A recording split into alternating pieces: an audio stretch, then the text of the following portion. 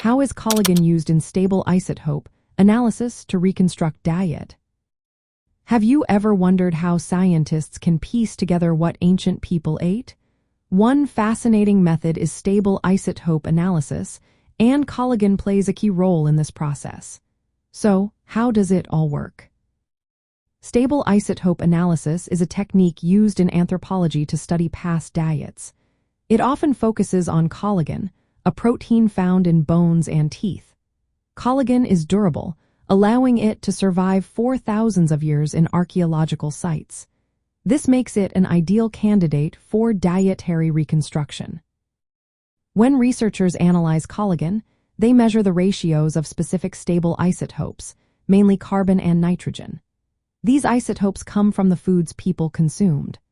As food is digested, the isotopes are absorbed and incorporated into the body's tissues, including collagen. The ratios of carbon and nitrogen isotopes in collagen reflected the types of foods a person ate throughout their life. Carbon isotopes can reveal whether a person's diet was based on different types of plants. For instance, plants like maize utilize a process called C4 photosynthesis, which leaves a unique carbon isotope signature. On the other hand, plants like wheat and rice use C3 photosynthesis, resulting in a different signature. By measuring the carbon isotope ratio in collagen, researchers can estimate the proportion of C3 versus C4 plants in a person's diet. Nitrogen isotopes provide insights into the amount of animal protein in the diet.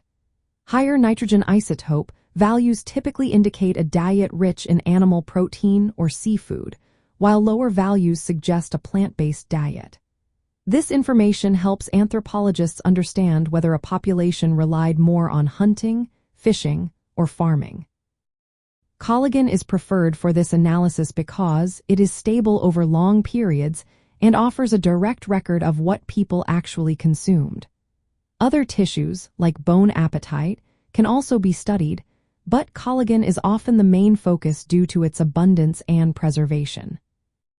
Practical applications of stable isotope analysis include studying dietary changes over time, identifying differences in diet among social groups, and understanding how environmental changes impacted food resources. For example, researchers have used stable isotope analysis of collagen to determine when new crops like millet were introduced in certain regions, or to compare the diets of men and women in ancient societies.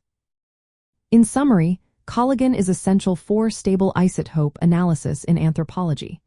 By measuring carbon and nitrogen isotope ratios in collagen, researchers can reconstruct the diets of past populations. This method provides important information about their lives, health, and environments, making it a valuable tool in quantitative research in anthropology.